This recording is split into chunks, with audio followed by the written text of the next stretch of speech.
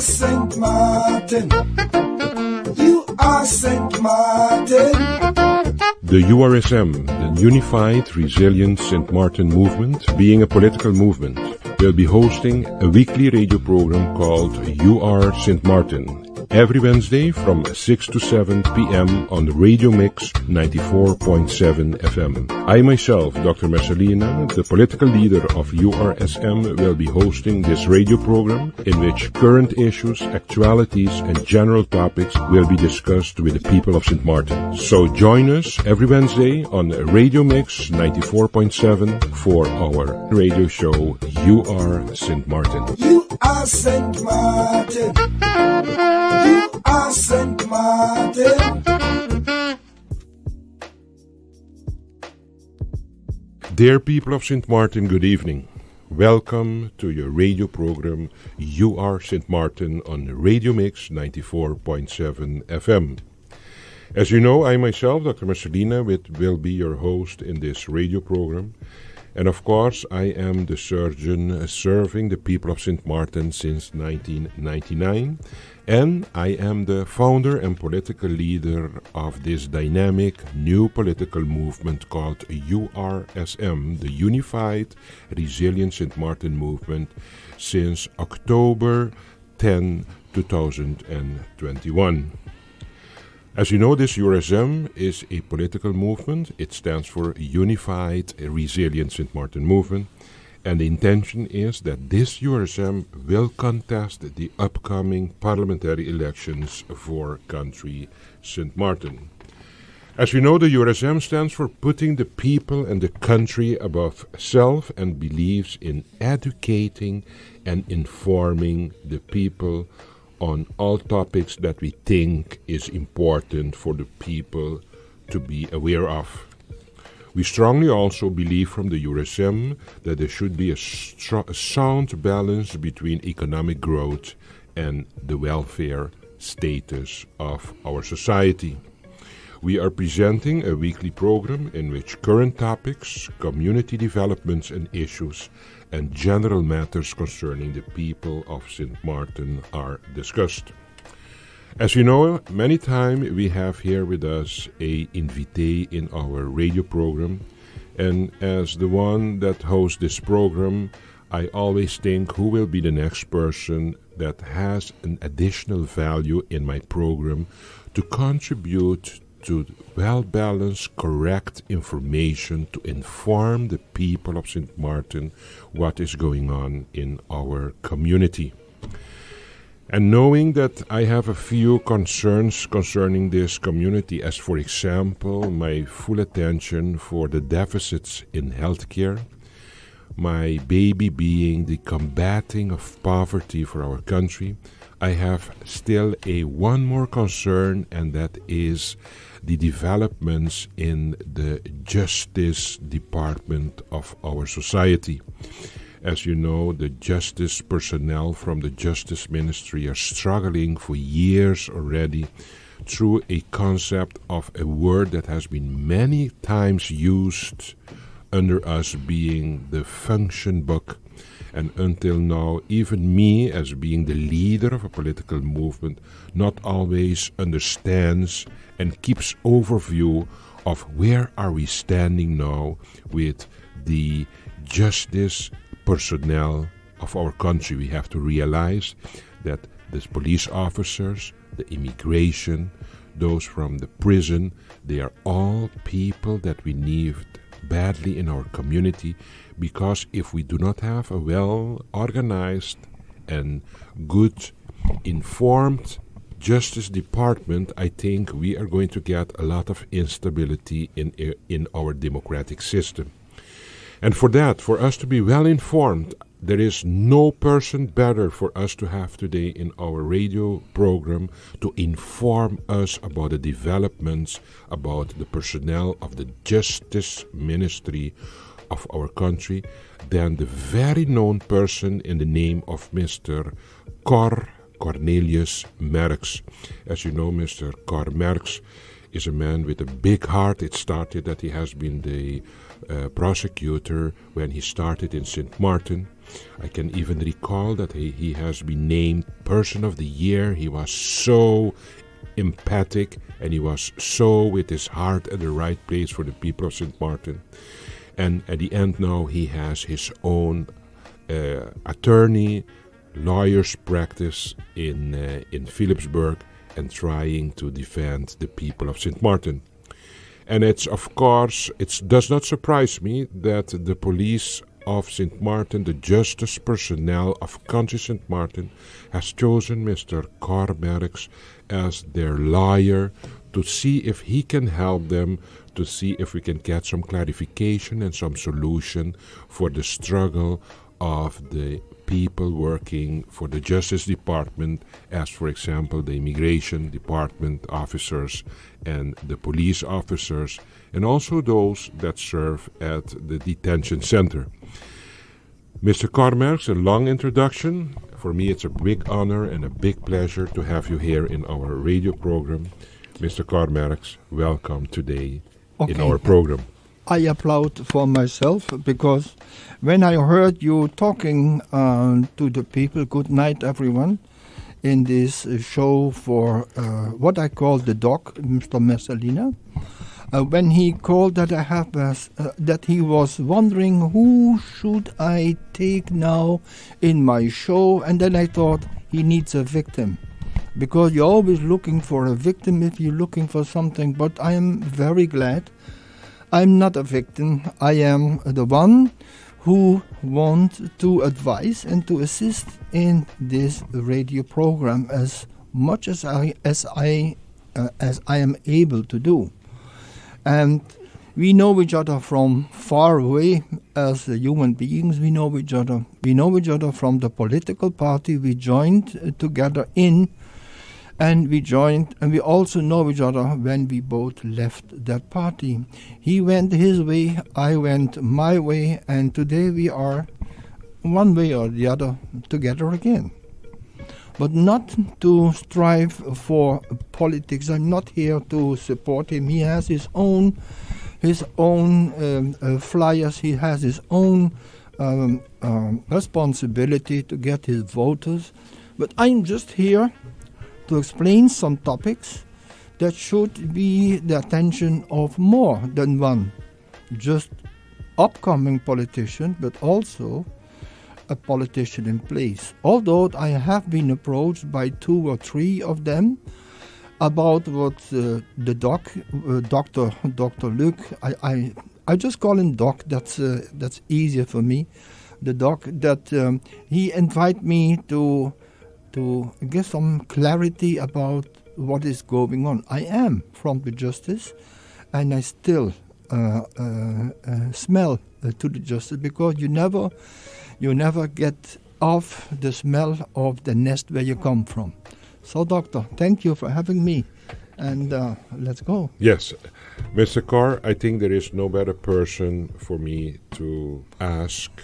At that certain moment, we have been observing that there has been a lot going on with actually the position of the police officers in country Sint Maarten. And as a matter of fact, we took a lot over from 10-10-10, and sometimes I find we did it in a hurry just to get accustomed to the fact that we had to accept everything in one time when we became country in 10-10-10.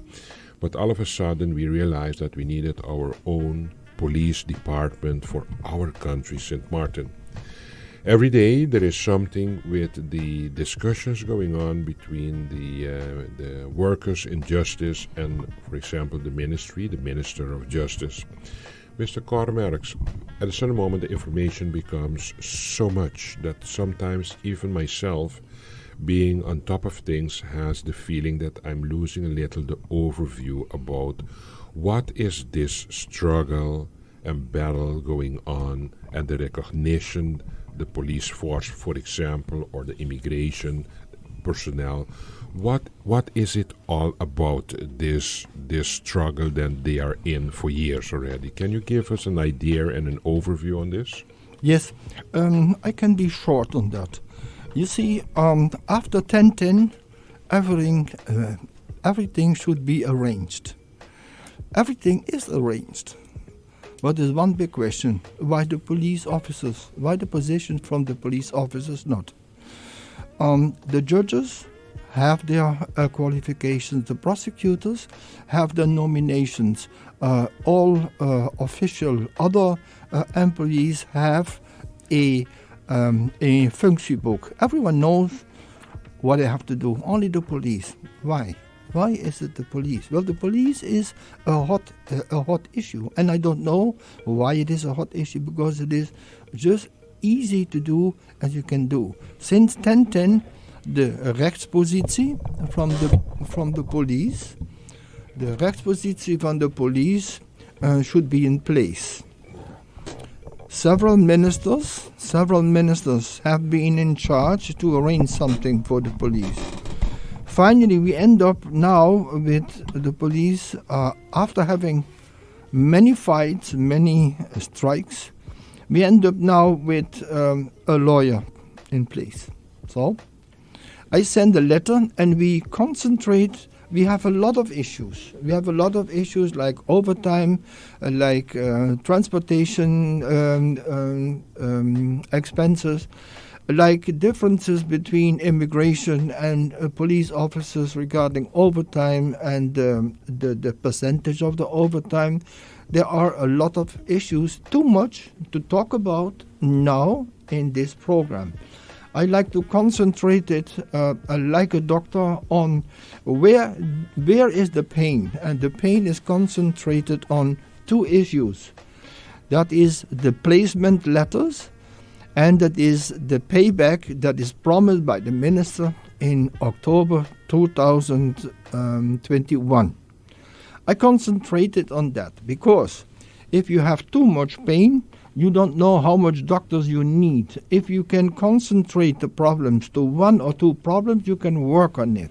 Mr. Korre, may I ask you something? Because you're going, I'm interrupting you just for the people to understand good. We spoke about the rechtspositie from the officers, for example. It's a Dutch terminology, rechtspositie. Yeah. What should the people of St. Maarten understand under the rechts? It has to do with the scale in which the officers fall. Has it to do with the extras, secondary labor conditions that are attached to that scale? What is actually the rechtspositie that we are all talking about? Okay, that's good that you interrupted me. The rechtspositie is a Dutch word, but it means it's the position with your rights when you are employed. Everyone who is working, for instance, in a store has a rechtspositie. It means he has to be in by 8 o'clock. He has to take the stuff off from the vitrines or from the desk. Then he has to open the doors. All these regulations, we call it a rechtspositie. Okay. Because the rechtspositie from, let me give an example what people easily can understand. The rechtspositie of a pilot in a plane is quite different from the rechtspositie from one of the flight attendants. And that has to do with responsibility. Mm-hmm. So if you are higher in rank by the police, then you get the other rechtspositie with more responsibilities. So, but everyone in general, so that's why it is not so difficult, but maybe it's the word rechtspositie that makes it so very difficult to talk about to talk about it. What is the general when the doctor tells you that you have a disease and he calls it in a Latin term, then you go home and you think you're going to die, but it's not always necessary. Yes, that is the rechtspositie. Mr. Kormerks, the rechtspositie that we're talking about is not only the payment part of the Okay. the civil servant, the person, but it has also to do with the package of his activities and his responsibility. Yeah, both Exactly. both of them are connected. The pilot in the front with the responsibilities from a pilot Yeah. has another salary than the attendants in Yes. the back who Okay. serve the food. Okay. Mr. Carnot, because just now I was interrupting you, I want to recatch the line of discussion that you were keeping yourself on. And you said the pain that we are in that you wanted to explain, you subdivided it in two dimensions. The one being the placement letter, Yeah. and the other one the payback since 2021. Yeah. Okay. Okay. So the placement letter Yes. is more or less in words what I told you about the rechtspositie. So the placement letter is a letter for, let me say, someone who is on the patrol as an aspirant, as a just beginning police officer. Then he has to be with a mentor. But some work has to be done, and that is written down. So for him, as a pupil of a mentor, other rechtspositie than the mentor himself, he has more responsibility. But if you see the rechtspositie and the outcome, on that is connected a salary. And the police are divided in schalen, in scales. And in the scales they have it's like a scale, a real scale. You go on it and it gives 100 kilo, but it also gives 99.1 grams or part of the kilo. That means that in the salary, the scale is there. For instance, a just beginning agent starts at scale 7, but we have some stairs in that scale also. So he starts in scale 7 on the stair number 8, and every year, if he is doing his job in a satisfying way, he can go higher on the stairs, and then he comes in the next scale with the next function.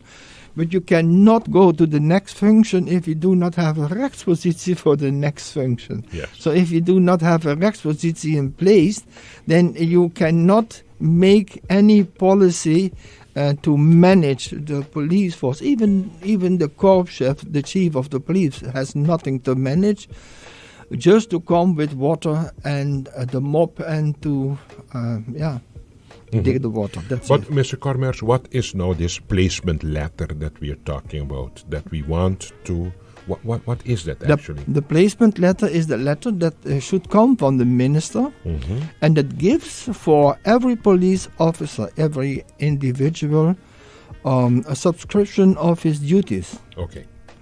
And everyone has, not everyone has the same duties. The one from the detective department and the traffic department have different duties. But finally, when you are brigadier by the traffic department or brigadier by the detective department, you should be in the same scale and in the same stair. But if that is not going through, then we have a problem here. And in that way, you have to sit down with all these people when they get the aanstellingsbrief from the minister. And every individual has to look at it and to see if he recognizes on the aanstellingsbrief, it's me who is in that function. And if he agrees, then he gives it back to the minister. The minister gives it to the governor, and the governor will sign it. And then we get a landsbesluit that you are in that position from retrospective from a certain year on. But Mr. Cormers, who initiates this placement letter? The one working is going to write his placement letter where he thinks he stands, or the minister makes a draft concept idea around this officer, and the officer has to agree with it or not? Yeah, that is what I just explained. Okay. What I just explained is what you say in a summary now is what I just explained. That's right. The minister has to take responsibility, and the officer has to agree with it. Okay. That's the one part of it. That is one of the pains, the placement letter that has to be worked on. And secondly, we have the payback since 2021. Yeah. Tell me a little, Mr. Merks, about this payback. Yeah. I do not know so much about this payback because we have a lot of paybacks, but I only took this one because this is for the police officers, the most important one and the most recent one. Because some people, like to have Dutch people, they have a short memory. If you talk with them before 12 o'clock, they lost the memory after 12 o'clock. So that's not so long. And it seems that ministers in the several departments, especially by the justice, promised people to pay in 2020 already. They have to pay a payment in January 2023, and that is from an agreement from the 14th of October 22. So why you do not come up with that promise? Tell me what is the promise not to pay the police officers that what you have promised them. If you cannot fulfill what you promised, then Don't stop promise. it. Yes. Mr. Carr, do you think that the whole logic thought behind promising the officers to pay them and then afterward play the political game that, for example, I cannot recall it, or even if you propose it back to the minister and show him the commitment that has been made by the same minister of the one prior to that one, do you think that has to do with no having the funds to pay the police? Okay. Not having the funds and not having the guts is two different things.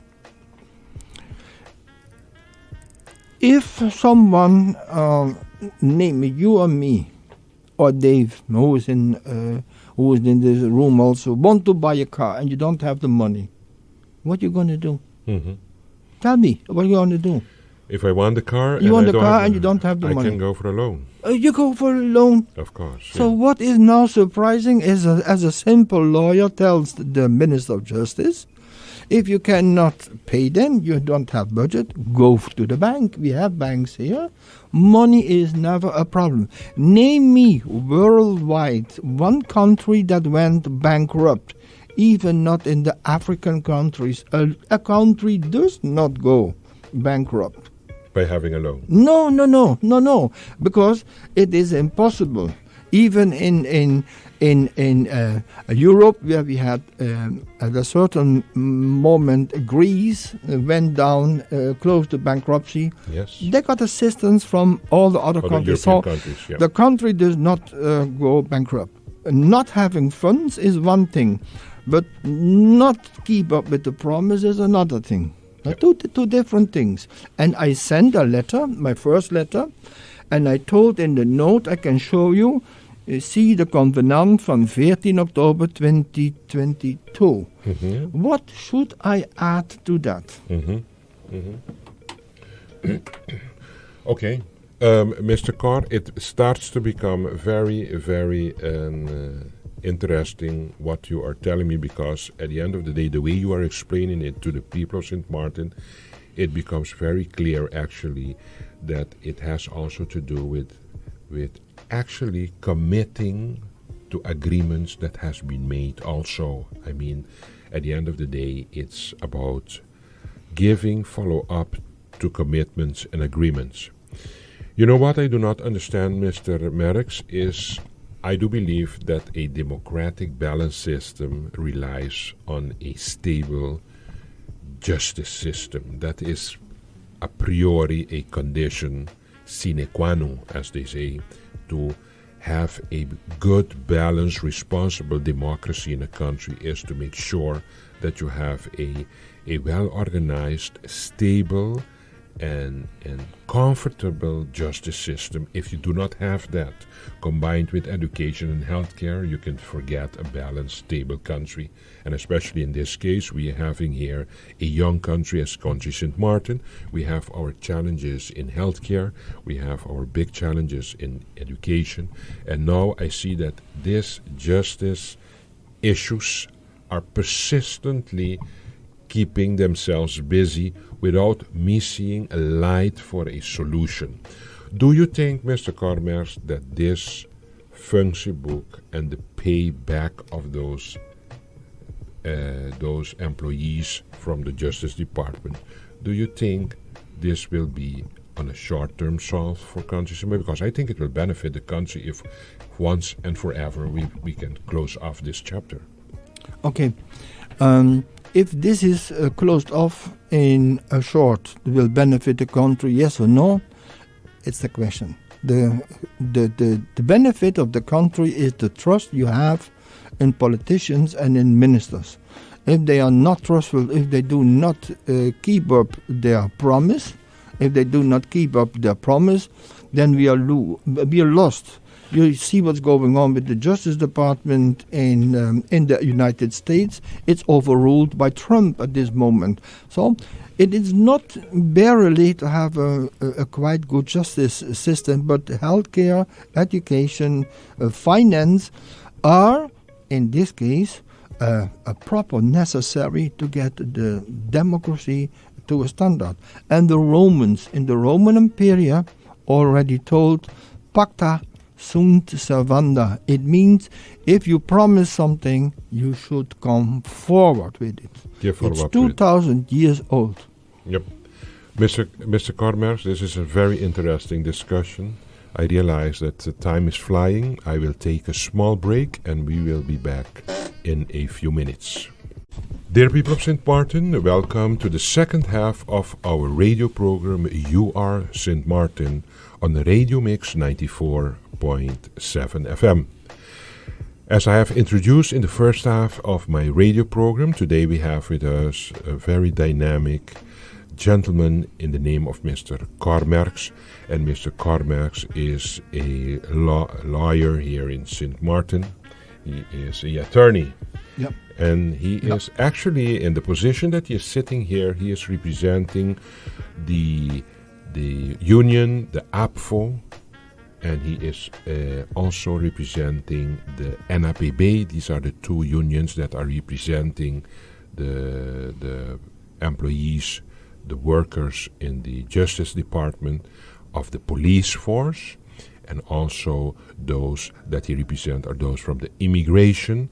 And next to that, he also represents the individual police officers that have their challenges with the Ministry of Justice. And as I said, also he also represents, next to the police, the immigration officers. Mr. Kormers, we had a great introduction in the first half of our radio program about the basic information that we needed to understand to move on with the discussion that we have about the challenges that the police officers and immigration department is encountering in their battle with the Minister of Justice. Mr. Kormers, I'm the leader of a political party, the URSM, the Unified Resilient Sint Maarten Movement, and I have one aim, one target, one concern. I want it to go good for country Sint Maarten. And I have the feeling that I'm very into trying to understand the dynamics of the battle by the justice workers with government, because I really think this has to be solved. How is it in other political parties? Do you have the feeling that others are also involved and empathic and try to see what they can do to contribute to a solution? What is your feeling? Yeah, my feeling is not my feeling. It's my experience. I got from two political parties the question to give them a backup. What's going on?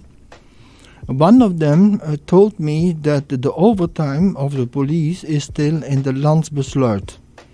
Not the Dutch word again, but when all the salaries from the government employees were cut off because of the COVID, it was turned back again, but there is one Landsbesluit that stayed in place, and that's the overtime for the police, and no one knows it. And that MP was one of the one who approached me and who said, okay, I will bring it forward in the begroting from last Monday, Tuesday and Wednesday. So it is good that political parties, and as you as an upcoming political party, have interest what is going in the community, because sometimes we think you're living in an ivory tower and you just do what you have to do from 9 to 5 and then you leave us alone. But I think more progressive, more communication, more interaction between politicians and the community is a must. I have done it as a public prosecutor from my own. I started with it. It is the people when I came were scared for the prosecutor, and now I don't know what the situation now is, but I'd like to be with them to know what their concerns are. Otherwise, you never reach them. Mr. Cor, this is an ongoing battle, this recognition of and the establishment of a function book for the workers in the Justice Department. What are the consequences if this does not get a solution? What do you think? Do you think this is going to get to a solution, or you think it's going to take a while still? And if that is the case, what are the consequences for this country? Okay, the consequences are always connected with the past. How you are when you are grown up is how you are when you left your father and your mother and you start your own life. We're waiting since 1010 for the rechtspositie and for the backup salaries. How long? How long do you think we still have to wait? We're waiting now 13 years. How long in this marriage I have to beg you to give me that belongs to me?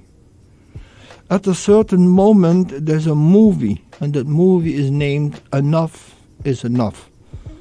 And I told the police officers in my position as a lawyer, but also representing them, we have to draw a line. After 13 years, communication stops because a new generation is coming up. Because these police officers who were young and potential in their job by 2010 are getting older and getting close to the pension now, and we still do not have nothing in place. Mm-hmm. So that's why we have agreed we go for a strike. A strike is a big word, but it means we go for a slow motion. It means we work. We will not put the society in danger, but everything will go poco poco, más tranquilo. It means we want to have where we have a right on. And I pronounced it once and I pronounce it again. And if you ask me now, okay, Cor, that's how we call each other, Cor, what are the consequences? Well, the 31st is the final date. And then we go. If it is not ready, then we go. But we offer a solution. Because but who do you think do you think there are more stakeholders that have to get their feet wet to contribute into this? That you say, for us to, at the end of the day, I think we all want a solution for the police officers. Yeah. who do you think are the stakeholders in this process that has to assume more a active role to get to a solution? Okay. Besides the role of the parliamentarians, as you spoke about it, this question is a good question also, because the way you are successful, it not only depends on how good you are by yourself, but also depending on the environment. Now we have, because the original slowdown was planned for the 15th of March. But the week before the 15th of March, when the pressure went up, the governor came in. And the governor had a meeting with the chief of the police and the minister of justice. The governor showed his concern about the strike because of Carnival. Carnival is coming up, and we get rough times. The governor promised the minister in the negotiations with the police officer that if the minister will be in time and will send out the plaatsingsbrieven, the governor took as his responsibility to make it sign before the 31st of March. And the question was, can we have a postponement from the strike? And then we agreed and we said, well, if you are willing and if you come forward and you show us your muscles and you tell us that you go cover us, we are loyal. And we give you a grace period of 14 days. So in the 14 days now, you see that a lot of papers traveling from the justice minister to all kinds of police officers, except the Landsrecherche and except the immigrations. So I'm afraid that we do not reach the date of the 31st as we agreed. Okay. But we have done all our efforts. Yes, and I can recall that actually it was this go slow action was for the 15th of March, and then in an agreement decided, okay, let's throw more water in the wine, let's go now to the 31st of March. Actually, it's a little painful now to realize while you're telling me this, is that this is actually the immigration department workers are not included in this fast-moving process of trying to get the papers arranged and documented for those of immigration. Not and only also the Landsrecherche. So, but we are still talking about the justice workers, and the justice workers are also immigration and also the Landsrecherche teams. Do not forget them. Of course. So I think it will be a very, very delicate case if the police officers are being worked on and the same immigration officers that are also waiting 13 years also agreed to go to the 31st, realize that only one group has gotten the attention and the other ones did not. I think it's going to call for more dissatisfaction in the Justice Department. Discrimination. And discrimination in the Justice Department. In the Justice Department that should have one common aim to please all of them in a way that we get satisfaction from the department, and then we can optimize the service of the Justice Department to the people and the community, of course.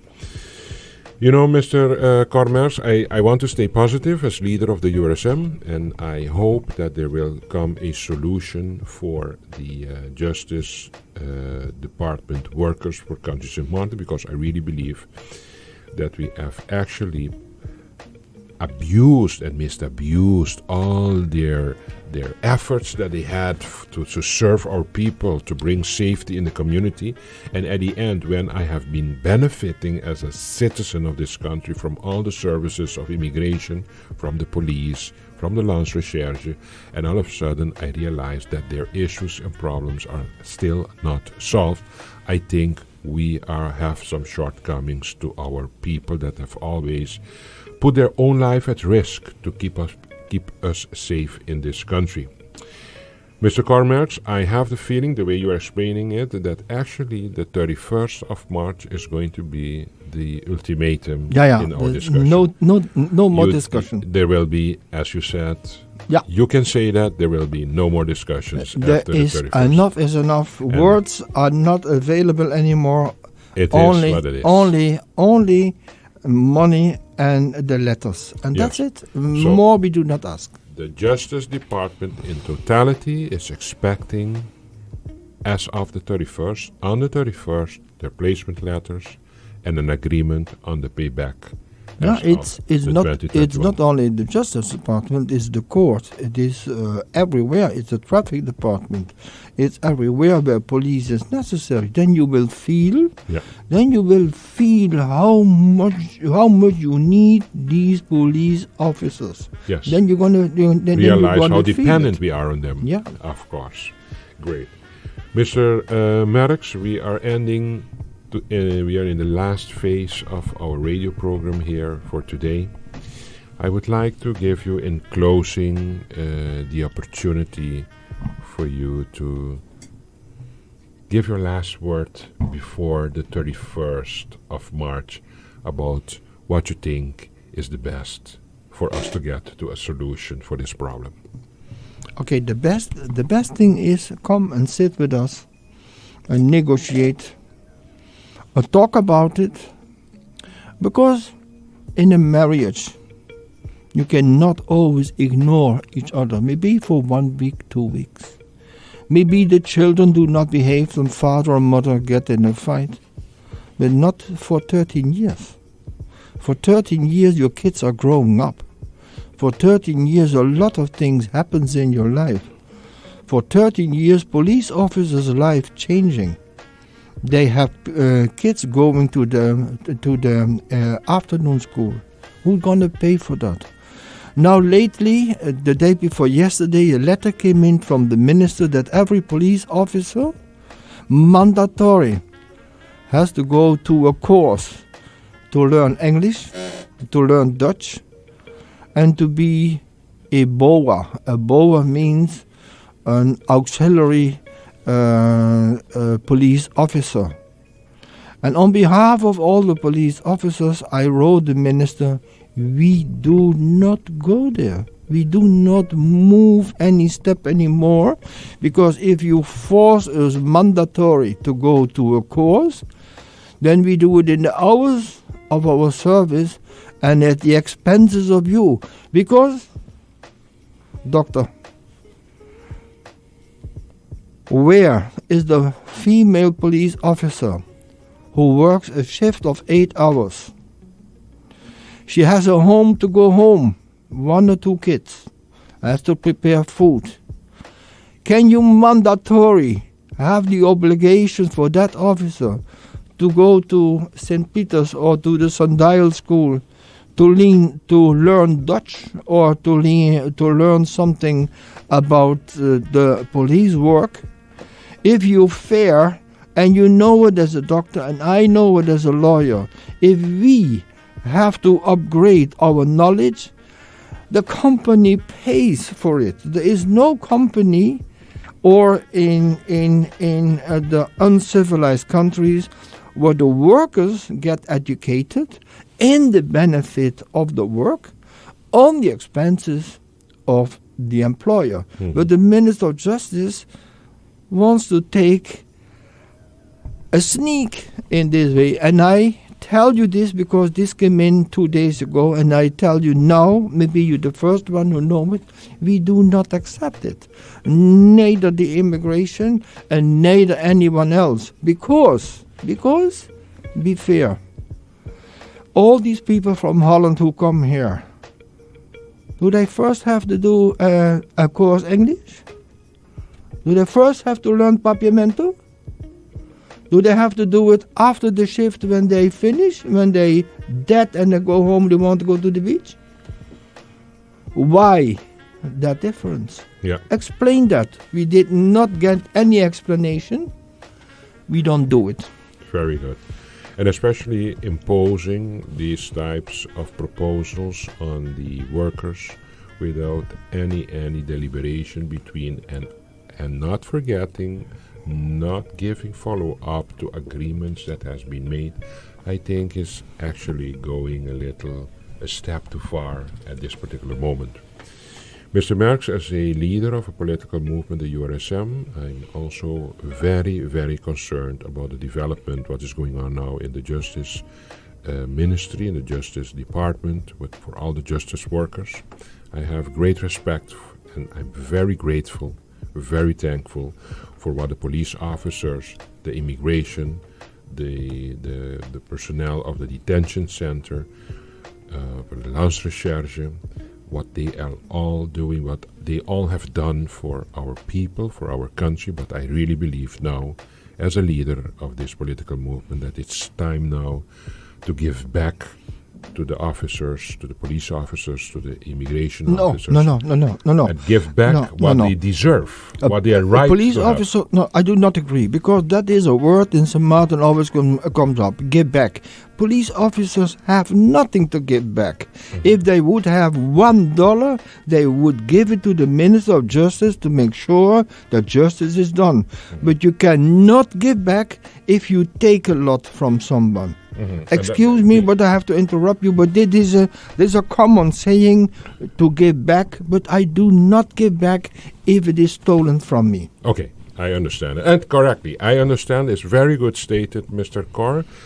Actually, it's the way you say it, that is the correct way. It's just time to give them what they deserve and what they have right to. Yes. That is, it has nothing to give back. No, you just give them what they have right to, what they have what worked they for, deserve. and what they deserve. Actually, I think this is a nice way to close off this interview with Mr. Cor Merckx. Mr. Merckx, I want to thank you very, very much for the time that you took out to be with us today in this informative session concerning the battle that is going on between the justice workers and the minister and the Ministry of Justice. Once more, thank you very, very much for being here today with us and explaining us once more in detail how it is working with all the challenges in the Ministry of Justice. I want to thank you for that, ladies and gentlemen. I want to thank you too for being with us today in our radio program. And I'm looking forward to have you back next week, Wednesday, from 6 to 7 in our radio program, You Are St. Maarten on the Radio Mix 94.7. Have a great evening.